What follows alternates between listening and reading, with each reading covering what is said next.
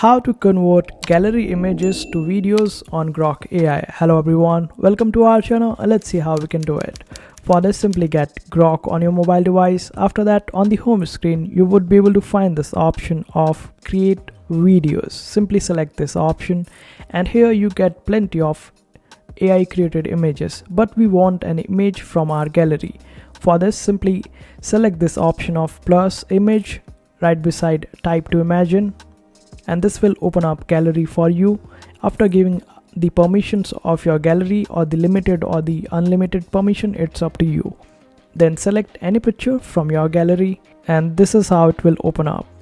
Now you can simply wait for it to generate the video, and after waiting for a while this image just got converted into a video.